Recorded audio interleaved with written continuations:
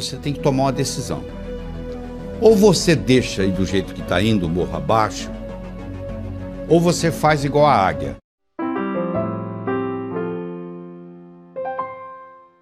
Uma águia nasce para viver 70 anos. 70 anos de vida. Só que quando chega aos 40, o bico dela está entortado, está velho, as garras já não são as mesmas, estão dificultando ela caçar, e a penugem dela já está fraca. Ela tem duas opções. Ou ela chuta o pau da barraca e deixa acontecer, e logo logo ela morre, ou ela resolve fazer um renascimento. Ela procura uma região onde tem uma pedra, onde tem água por perto, onde ela pode caçar roedores por ali, e ela decide ficar naquele lugar por 150 dias, 5 meses. E ela vai fazer o seguinte, ela vai pegar o bico e bater com o bico naquela pedra até o bico cair, e vai nascer um bico novo. Ela com o bico novo, ela vai arrancar as garras velhas e vai criar garras novas. E ela com o bico novo e as garras novas, ela vai tirar toda a penugem envelhecida e vai nascer penugem nova. E com 150 dias, com 5 meses, ela completa esse ciclo. E ela agora está de bico novo, garra nova, penugem nova. E ela agora está habilitada a voltar a caçar e a voar por mais 30 anos. Eu não sei qual a sua idade, mas eu sei que vai chegar um momento, se já não chegou na sua vida, que você tem que tomar uma decisão. Ou você deixa aí do jeito que está indo, morro abaixo, ou você faz igual a águia. Nós vamos agora aprender realizando suas metas. Primeiro você transforma os seus sonhos em metas. Depois você transforma suas metas em realidade. Como é que você faz isso? Muito simples. Primeiro, tem que ser sua. Por que você está estudando medicina? Ah, porque o papai gosta. Então manda seu pai fazer o vestibular. Ninguém tem direito de escolher profissão para os outros. Você tem que ter a meta sua, só pelo prazer de ter, para ela se manifestar no universo. Só isto, mais nada. O dinheiro vem como consequência. Então primeiro tem que ser sua. Você está fazendo o que você gosta? Se não tiver, você muda. Segundo, a sua meta tem que ser grande. Você tem que mirar na lua, porque se você errar, você ainda vai estar entre as estrelas. Em 1976, quando eu me mudei para os Estados Unidos, eu falei para um amigo meu, em 3 anos eu vou ensinar cardiologia para os americanos. Ele riu de mim. Sabe quanto tempo levou? Em 8 meses eu dei a minha primeira apresentação em Washington, D.C., para 400 cardiologistas. Quando eu contei para o meu amigo, ele riu, eu sabia que o tamanho estava bom. Tenha metas grandes, que você vale a pena você brigar por elas, porque meta pequena não lhe estimula. Se você mirar na lua e errar, você vai estar entre as estrelas. Tem que ser grande. Terceiro, ela tem que ser positiva. Não é o que você não quer, é o que você quer. O que você quer na vida? Eu não quero doença, eu não quero pobreza. Eu não estou perguntando o que você não quer. Eu quero saber o que você quer. Se você se concentra no que você não quer, ao invés de se concentrar no que você quer, é como se você estivesse dirigindo um carro olhando pelo retrovisor. Você sabe de onde você está vindo, você não sabe para onde você está indo. Você tem que concentrar naquilo que você quer. Colocar energia. Eu não quero ser igual ao meu pai. Ser igualzinho ao seu pai. Todo mundo sabe disso, menos você.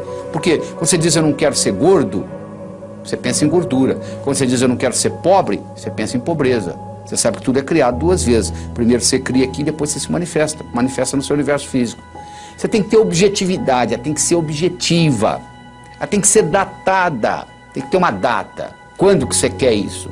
Ela tem que ser específica. O cérebro trabalha ciberneticamente. Cibernética trabalha com especificidade. Você imagina um termostato no ar-condicionado de uma sala e você pergunta para mim que temperatura que eu coloco aqui. Eu falo mais ou menos. Você vai colocar o quê? Agora se eu falar 21 graus Celsius, você vai lá e coloca. O que você quer? Eu quero dinheiro. Dinheiro você já tem no bolso. Ah, eu quero mais. Vou te dar mais $1, tá bom? Não adianta, não é só. Você tem que ser específico. Você quer quanto? Eu quero $50 mil na minha conta até o final do ano que vem. Eu não estou garantindo que você vai obtê-lo, mas eu posso lhe dizer que a chance de você obter aumentou violentamente.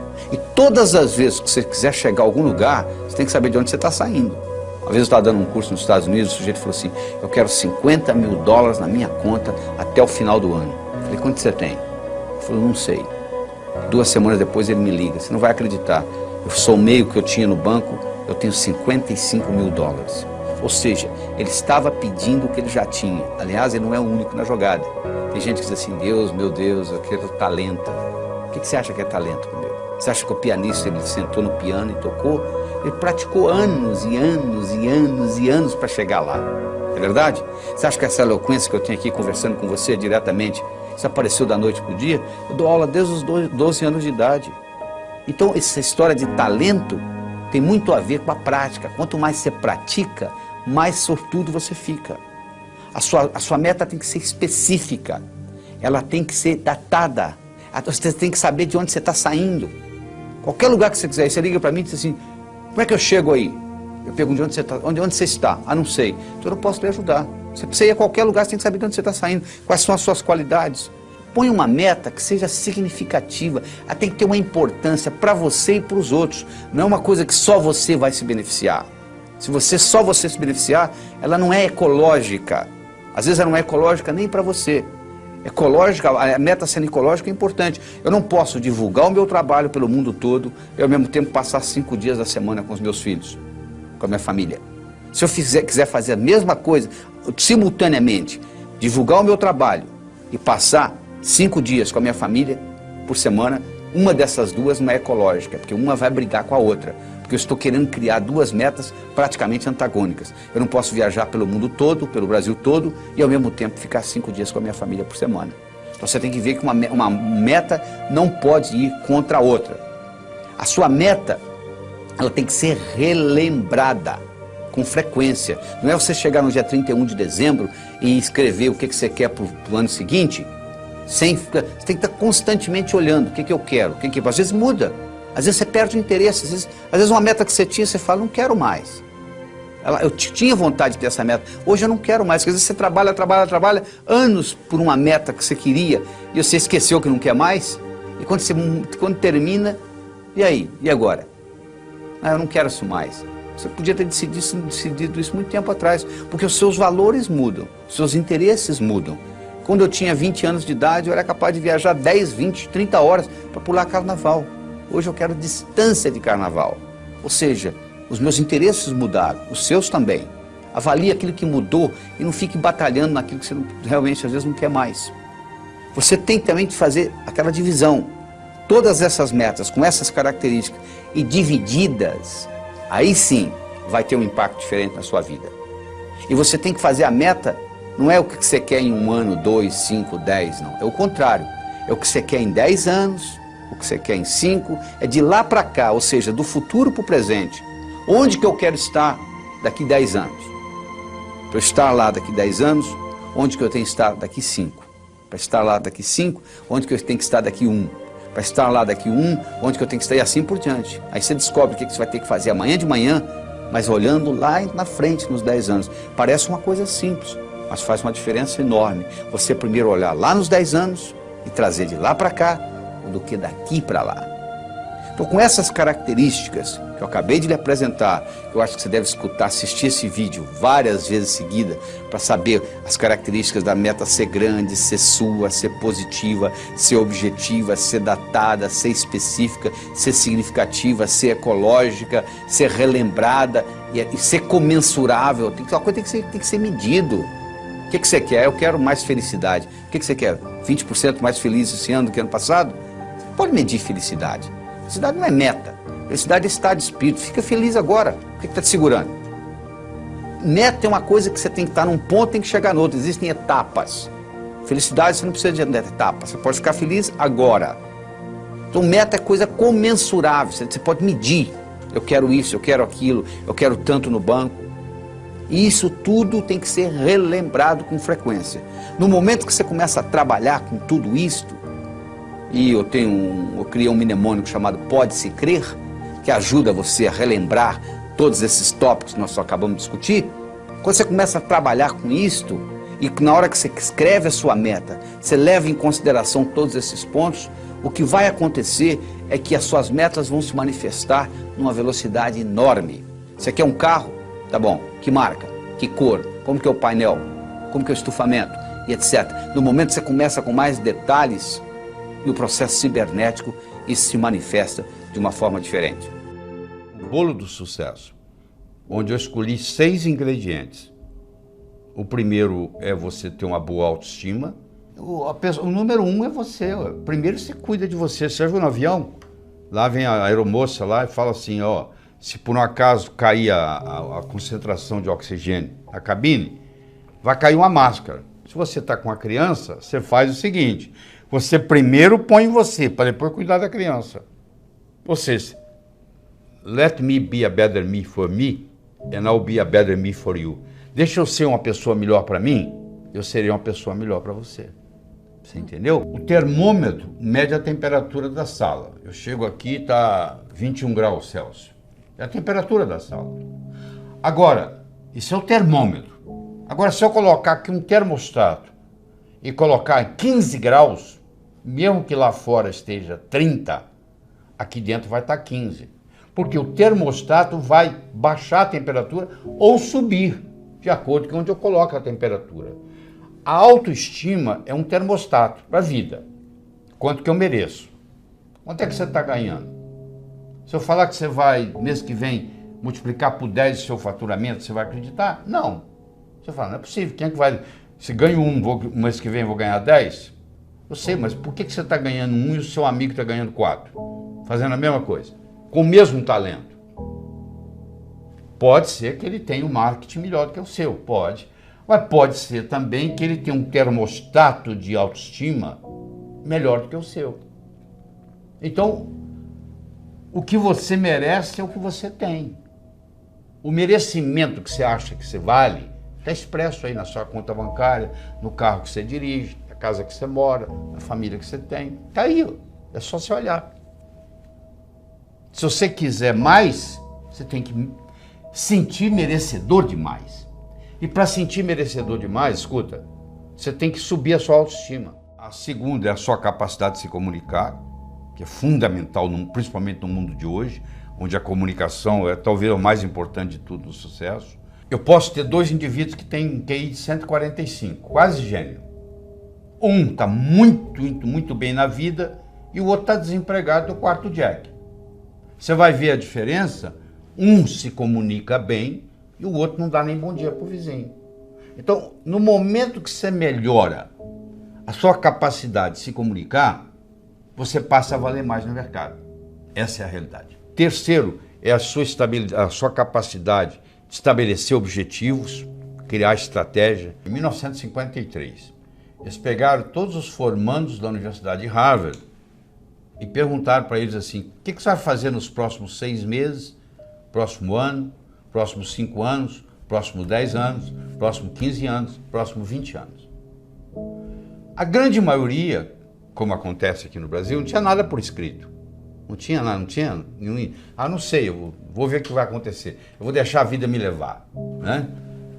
Mas 3% daqueles estudantes, eles tinham por escrito o que eles iam fazer com 6 meses, com 1 ano, com 5, com 10, com 15, com 20 anos de formado. Em 1973, eles pegaram aqueles que ainda estavam vivos e fizeram uma avaliação. Então, aquele grupo que tinha por escrito era 3%. Valia mais do que os 97% junto em todos os aspectos. Então, eles viram se a inteligência era diferente? Não. O background familiar era diferente? Não. Tudo era igual. As notas que tirava na escola, a única diferença que fazia diferença é que eles tinham por escrito. Então, os nossos, por isso que a empresa multinacional, ela pega os objetivos do ano que vem e coloca até setembro por escrito. Tem que estar ali no papel. Aqui tem que ser recordado com frequência. Você tem que colocar ali e você tem que datar. Como é que você transforma um sonho em uma meta? Você coloca uma data. Tudo aquilo que você colocou na categoria de algum dia não vai acontecer. O cérebro fala, tá bom, o dia que algum dia chegar, você vai no calendário, onde é que está algum dia? Não está lá. Não tem no calendário, não existe. Então eu tenho que ter metas a curto, a médio, a longo prazo. Tem que ter os 3 tipos de metas. Eu tenho que ter elas por escrito. E eu tenho que descobrir qual é a finalidade de vida que está por trás dessas metas. Porque a finalidade de vida, ela te valoriza a sua meta. Vou dar um exemplo. Você imagina uma bolinha que eu jogo para você, você joga para mim, eu jogo para você, você joga para mim, eu jogo para você, você joga para mim. Começou a ficar cansativo, né? Mas se eu chamasse de tênis, mudou, né? Milhões de dólares por trás. Enquanto era uma bolinha para lá e para cá, você não estava dando valor. Na hora que eu falei tênis, mudou. É assim, uma meta que talvez não tenha importância, mas se ela está encaixada dentro da minha finalidade de vida, ela valoriza. E eu vou estar disposto a ter mais esforço para que ela aconteça. A sua atitude determina a sua altitude na vida, a sua dedicação ao trabalho e a sua ambição saudável. Então são 6 elementos, ó. A boa autoestima, boa comunicação, saber estabelecer metas, ter uma atitude positiva, dedicação ao trabalho de uma forma inteligente e hoje melhor do que ontem, amanhã melhor do que hoje. O japonês chama de Kaizen, que é melhora contínua. A palavra Kaizen, no Japão, 1945, Hiroshima, Nagasaki, 40% do Japão destruído. Com essa simples filosofia de uma palavra, que é K-A-I-N-Z-N, Kaizen, que é melhora contínua, o Japão saiu de lá e hoje ele é o 3º per capita no mundo, entendeu? 3º país mais desenvolvido do mundo, então, ou seja, está lá no pódio. Saiu de 40% destruído, é um arquipélago com mais de 3.000 ilhas, não é um continente, muito complicado, mas, no entanto, com a filosofia Kaizen, que é melhora contínua, que eu recomendo você adotar isso, eu adotei isso na minha vida. Hoje é melhor do que ontem, amanhã é melhor do que hoje. E aí você junta esses 6 ingredientes com a pitadinha do que eu chamo a diferença entre o profissional e o amador. O que difere o profissional do amador? Paciência e persistência. Porque o amador, se não der certo, ele chuta o pau da barraca. O profissional sabe que o amanhecer só vem depois da noite ter passado. Que Roma não foi construída em um dia. Então tem que ser de grão em grão a galinha enche o papo. Então tem que ser aos pouquinhos para chegar lá. Então eu coloco esses 6 ingredientes com paciência e persistência e o resultado só pode ser um: obter aquilo que você quer. Imagina uma vaca subindo o morro. Você pensa que é a vaca que determina onde que ela pisa? Não. Quem determina onde a vaca pisa não é a vaca, é a estrutura do terreno. Sabia disso? A única coisa que a vaca faz, ela procura o caminho mais fácil. A mesma coisa ocorre conosco. O nosso comportamento vai depender da nossa estrutura psicológica. Força de vontade não adianta nada. Você pega uma bola de futebol, coloca no fundo de uma piscina e segura lá por quanto tempo? A estrutura da bola foi feita para flutuar. Então na hora que você soltar, ela vai para a superfície. Do mesmo modo que a estrutura de uma pedra foi para ficar no fundo. Você não consegue segurá-la na superfície. Você vai cansar, ela vai afundar. Então, o mais importante de tudo é você determinar a sua estrutura psicológica. É você mudar essa estrutura psicológica. Ou seja, você está preparando a sua estrutura psicológica. Preparando como? Fazendo aquelas escolhas que nós já discutimos. Eu escolho ser sadio. É muito diferente de você não ser doente, sabia disso? A maioria não é doente. Você vai no médico, você não tem diagnóstico de doença nenhuma. Não significa que você seja sadio. Ser sadio significa ter energia para implementar tudo que você tem na cabeça. E poucas pessoas são sadias. A maioria não é doente. É muito diferente ser sadio e não ser doente. Eu escolho ser a força criadora na minha vida. Eu escolho ser sincero para comigo mesmo. Significa quando eu digo sim é sim, quando eu digo não é não. Todas as vezes que você diz sim e gostaria de dizer não, um pedacinho de você morre.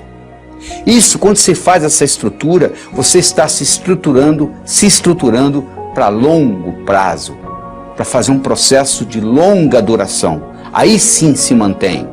Porque se você fizer só com a força de vontade, é aquilo que ocorre no 31 de dezembro. Uma semana depois, não tem mais nada. Agora, se você mexe na sua estrutura psicológica e implementa isso, isso fica uma coisa constante. E um modo de você fazê-lo é você ter os seus sonhos, você ter as suas metas e você manter os seus olhos nas metas. Sabe qual a diferença entre etapa e obstáculo? Se você está no ponto A e quer ir para o ponto B, existe um espaço para percorrer entre o ponto A e o ponto B. Então, se você tirar os olhos da sua meta, o que você encontra entre o ponto A e o ponto B, você vai chamar de obstáculo. Se você mantiver os olhos na sua meta, o que você encontra entre ponto A e ponto B, você vai chamar de etapa. A diferença entre etapa e obstáculo é onde você está com os olhos. Então, manter os seus olhos a longo prazo é muito importante, porque se você só tem metas curtas, o seu chefe briga com você amanhã de manhã e estragou seu dia. Agora, se você está interessado daqui 5 anos, daqui 10 anos, daqui 20 anos, o seu chefe brigar com você amanhã de manhã não vai fazer diferença nenhuma. Você está preocupado lá na frente. É muito importante você ter essa visão a longo prazo e manter o seu olho na meta, que com isso o que era obstáculo vira etapa. Mas ao mesmo tempo, você tem que saber dividir as suas metas. Porque se eu tiver um salame para você comer, sem cortá-lo, você provavelmente não vai gostar, mesmo que você goste de salame. Mas se você for cortando fatia por fatia, e conversando e tomando uma cerveja, um refrigerante, você acaba comendo metade do salame sem sentir, não é verdade? O mesmo ocorre. Tem gente que diz assim, poxa, eu vou escrever um livro, é demais. Escreva um capítulo. Ah, demais. Escreva um parágrafo, escreva uma frase. Aí uma frase, outra frase, vamos fazer o parágrafo, vai fazer a página, vai fazer o capítulo, vai fazer o livro. Procure dividir as suas metas. Você quer ser milionário em 5 anos? Onde é que você vai estar daqui a 4? E daqui a 3? E daqui a 2? E daqui a 1? E daqui a 6 meses? E daqui a 30 dias? E daqui a uma semana? O que você vai fazer amanhã de manhã para ser milionário daqui a 5 anos? Não é só esperar o tempo passar, não. O bonito é que quando você divide isto, o que você tem que fazer amanhã de manhã, diferente do que você teria que fazer se não tivesse essa meta, não vai ser quase nada. Porque a meta vai sendo diluída. Então, um dos grandes segredos que existe em pessoas atingirem as metas é você ser capaz de quebrar a sua meta em pequenos espaços, em pequenas fatias, e você vai executando uma após outra, e o cérebro vai sendo treinado com isto, e sucesso atrai sucesso. Você sabe que semelhante atrai semelhante. Se você abrir a torneira da cozinha, da sua pia, na cozinha sai água, para onde que vai a água? Para o esgoto. E o esgoto? Vai para o rio. E o rio vai para o mar. A água vai para a água, não é verdade? Para onde que vai o ódio? Para quem tem ódio. E amor? Para quem tem amor. E dinheiro? Vai para o pobre? Não, para quem tem dinheiro. E sucesso? Vai para onde? Para quem tem sucesso. Então esses pequenos sucessos vão atraindo mais sucesso na sua vida. Semelhante atrai semelhante. Então à medida que você vai fazendo isso, você vai preparando essa caminhada. Mas tudo começa com essa estrutura psicológica. Quem determina onde a vaca pisa não é a vaca, é a estrutura do terreno. A única coisa que a vaca faz é procurar o caminho mais fácil. Nós também vivemos a nossa vida procurando o caminho mais fácil. O caminho mais fácil depende da nossa estrutura psicológica. E a nossa estrutura psicológica é codificada linguisticamente. Lembra que eu já falei que nós somos animais linguísticos. Então o melhor jeito de você se preparar para mudanças é você recodificar essa sua estrutura psicológica e fazer natural aquilo. Se você tem uma estrutura psicológica de levantar às 5 da manhã, se eu pedir para você ficar na cama até o meio-dia, é um martírio. Não é verdade? Se você tem uma estrutura psicológica de levantar ao meio-dia, se eu pedir para você levantar às 5 da manhã, vai ser um martírio. Para os dois. Porque o que determina o caminho mais fácil é a estrutura. Se a minha estrutura psicológica é de levantar às 6 da manhã, se eu ficar até às 8 na cama, eu vou ficar chateado. Agora, se eu tenho a estrutura psicológica de levantar às 6, não vai ser problema nenhum. Não será sacrifício, porque eu estou procurando o meu caminho mais fácil. Então, o que eu quero que você determine para você é o seguinte: qual é o seu caminho mais fácil? Quero que você determine para você quais são as suas metas a longo prazo, em termos de saúde, em termos de finanças, em termos de amizade, em termos de família. Daqui 5, daqui 10, daqui 15, daqui 20 anos. Porque você tem que saber quais são essas metas, para você manter o olho lá, para os seus obstáculos deixarem de serem obstáculos e se tornarem etapas. E lembre-se de dividir para somar. Ou seja, você quebra as suas metas em pequenos pedacinhos e com isso fica mais fácil a digestão. Com isso fica mais fácil você atingir uma por uma dessas metas. É a história do Coronel Sanders. Sanders tinha um apelido de coronel, Coronel Sanders. Coronel Sanders tinha um restaurante na beira de uma estrada. E os caminhoneiros passavam e paravam lá para comer a comida do Coronel Sanders, que ele era um bom chefe de cozinha. Especialmente, ele tinha uma receita que ele tinha ganho da avó dele, que era uma receita de galinha frita. Então, ele era famoso, o restaurante era famoso por causa da receita da avó do Coronel Sanders. O governo de Kentucky resolveu mudar a direção da estrada. E o seu restaurante, que era um restaurante de beira de estrada, deixou de ser de beira de estrada. E ele, com 65 anos de idade, ele resolveu, não tinha cliente, ninguém ia sair da rota para ir lá visitar o restaurante dele. Ele ficou sem cliente, como muitos restaurantes estão hoje sem clientes. E aí, o que aconteceu? Ele pediu aposentadoria. 65 anos, tinha direito ao Social Security, pediu aposentadoria. Quando chegou o primeiro cheque de aposentadoria dele, ele mostrou para a mulher dele e falou assim: como é que nós vamos viver nisso? Não pode ficar assim. A única coisa que o Coronel Sanders tinha era uma receita de galinha frita que ele ganhou da avó.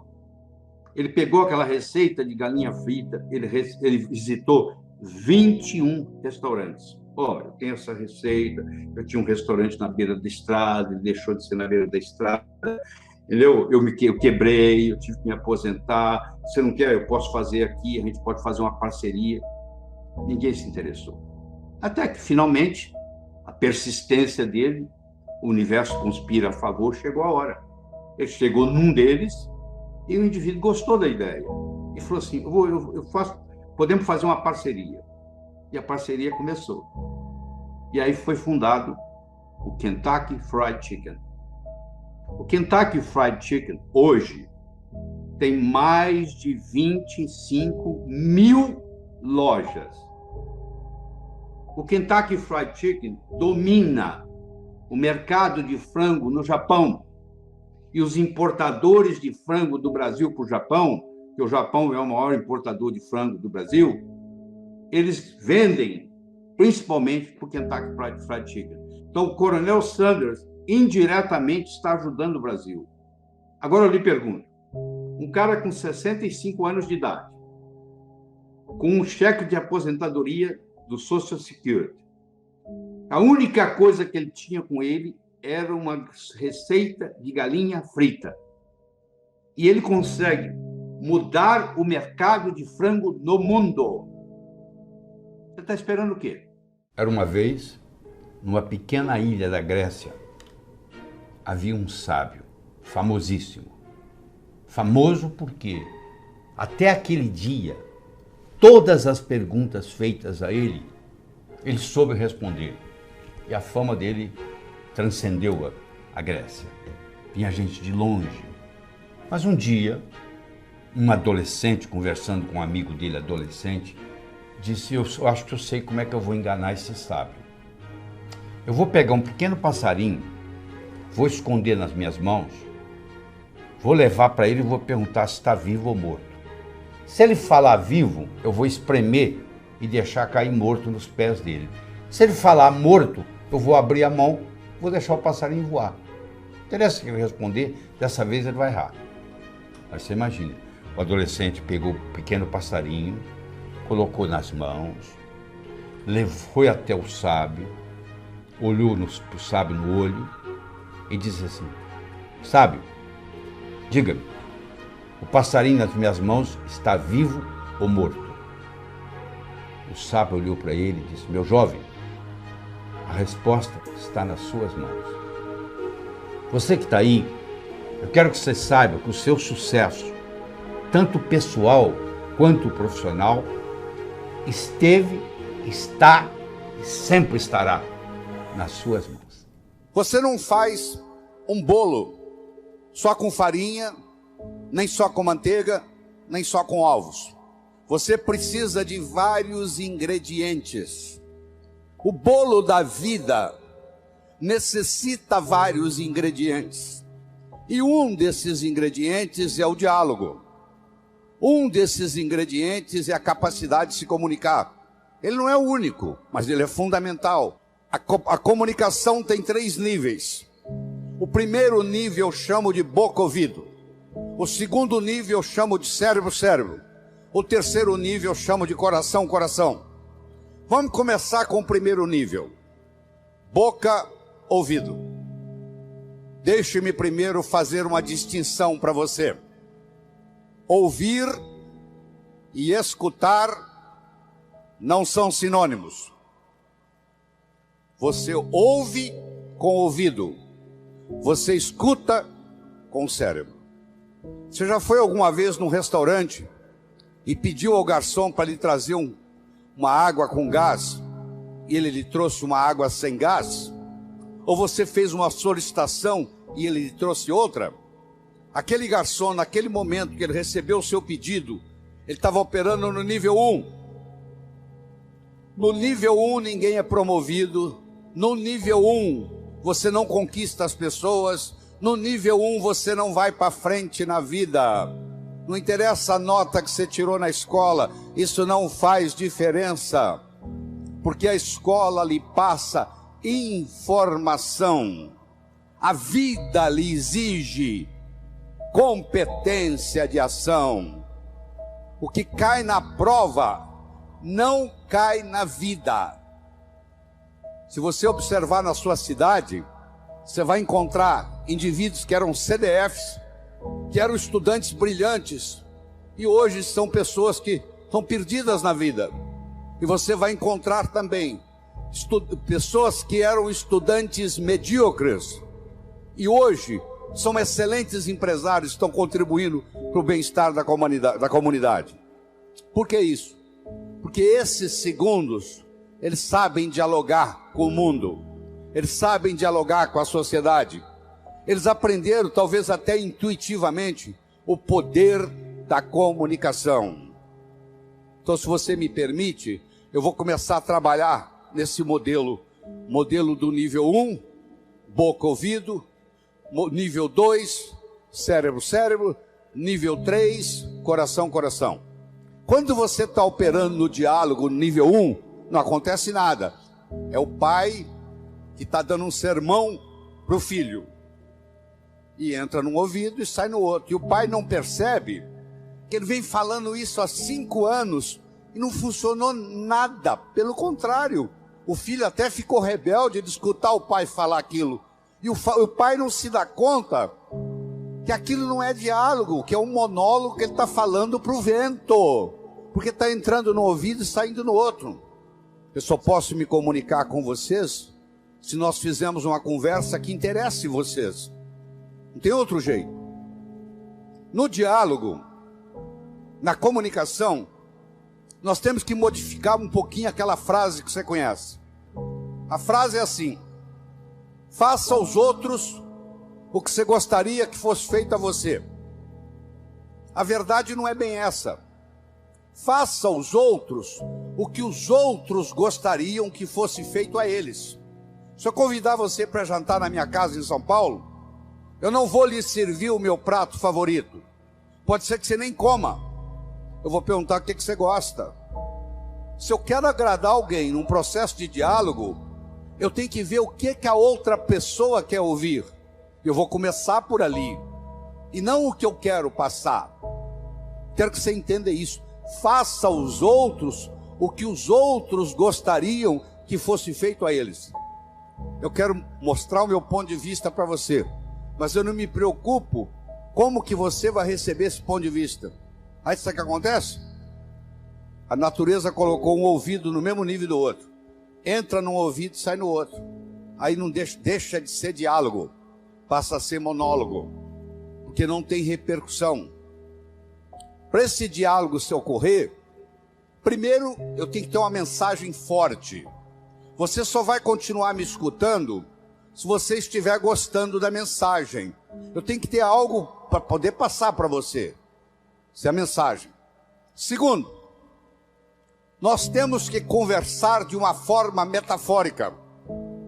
Quando eu lhe conto uma história, você não pode dizer que você não concorda com ela. Eu estou lhe contando uma história.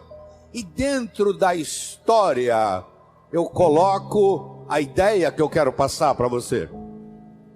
Era uma vez um navio de alta prioridade, porque carregava ouro. E de repente o motor desse navio enguiçou. E o dono do navio disse: para. Traga aqui o melhor mecânico da região. Eles trouxeram. Ele trabalhou um dia inteiro, não conseguiu consertar o motor. Ele disse: para. Traga aqui o melhor engenheiro mecânico do país mais próximo. Eles trouxeram. Ele trabalhou 2 dias, não conseguiu consertar o navio. Ele disse: para. Traga aqui de onde estiver, de helicóptero, quem montou essa máquina desse navio. E eles procuraram, encontraram e trouxeram ele e um assistente. E eles desceram no navio de helicóptero, foram até a casa de máquinas, escutaram o barulho da tubulação, tocaram nos tubos, e tinha uma válvulazinha vermelha num canto. E ele perguntou para o assistente dele: você tem um martelo? Tem, me empresta. Ele foi lá e pim! Ligue! Eles ligaram, tudo funcionou às mil maravilhas. Os 3 indivíduos que trabalharam, o primeiro que trabalhou um dia, o segundo que trabalhou 2 dias, e esse que deu a martelada na válvula, mandaram as suas respectivas contas. Quem trabalhou um dia, mandou uma conta de $100. Quem trabalhou 2 dias, mandou uma conta de $400, $200 por dia, porque ele havia trabalhado 2 dias e ele era mais sofisticado do que o outro. E quem deu a martelada mandou uma conta de $10.000. O dono do navio falou: vou pagar, porque ele consertou o meu navio, mas eu só pago com uma condição: que ele mostre como é que ele chegou à conclusão de me cobrar $10.000. E ele mandou um bilhete para o dono do navio: para dar a martelada, $1. Para saber onde bater com o martelo, 9.999. Olha que interessante. Você imagine que nós estamos almoçando e eu conto essa história para você. Aí nós estamos num diálogo, almoçando. Aí você vai para o seu escritório comigo e você está pensando em me contratar para ser seu consultor na sua empresa. E você pergunta assim: doutor Laí, qual é a sua remuneração? E eu falo um preço elevado. Ao invés dele você falar é caro, você vai pensar assim: esse cara sabe onde bater com o martelo. Eu preparei o seu cérebro para escutar o meu diálogo com você. Através de quê? Através de uma história, através de uma metáfora. A pessoa que sabe dialogar, ela conversa metaforicamente. O político que ganha a eleição é um contador de histórias. O padre que faz o sermão que agrada a todos é um contador de história. Porque quando você está contando uma história, a mente crítica baixa. Você conta a história e leva o que você quer levar junto da mensagem. E a mensagem entra na estrutura psicológica. Terceira coisa importante no diálogo é uma linguagem apropriada. Você já foi a um médico e o médico começa a usar aquela terminologia médica que só ele entende. E aí você volta e a sua família te pergunta: e aí, o que você tem? O que o médico falou? Ah, não entendi o que o médico falou. Esse médico não tem nada de inteligente. Ele tem que conversar numa linguagem que o paciente entenda. A própria Bíblia tem uma citação dizendo que se você não falar a linguagem de quem está lhe escutando, você está falando aos ares. E outra coisa importante é a percepção. Uma coisa é o que você está passando, a outra coisa é que o outro está captando. Ah, você é um vendedor? Sou. Você é um bom vendedor? Ótimo vendedor. E aí, você tem vendido bem? Não, tem vendido muito mal. Então você não é um bom vendedor. O aluno que diz que é bom aluno, ele tem que me mostrar um boletim bom. Eu não conheço bom aluno com boletim ruim. O mínimo que você tem que me mostrar como bom aluno são boas notas no boletim. Isso lhe caracteriza como bom aluno. Se você é vendedor e você não está vendendo o que você gostaria de vender, você vai me desculpar, a tecnologia, A abordagem que você está usando de vendas está sendo inadequada. Talvez a sua linguagem não está sendo apropriada, talvez a sua mensagem não está sendo forte o bastante, talvez você não esteja fazendo uso dos recursos da metáfora, das histórias. Semana passada teve um cliente aqui e eu falei para ele o seguinte: aí você pode falar o que você quiser. Você está falando, você está contando para esse cliente que está na sua frente o que você fez com o cliente da semana passada, o que você falou para ele. Mas na realidade você está falando para esse escutar, mas você usou o artifício metafórico de que você está falando para o outro. E quando você trabalha esse fenômeno do diálogo desse jeito, quando você termina, a pessoa se sente convidada a participar das suas ideias.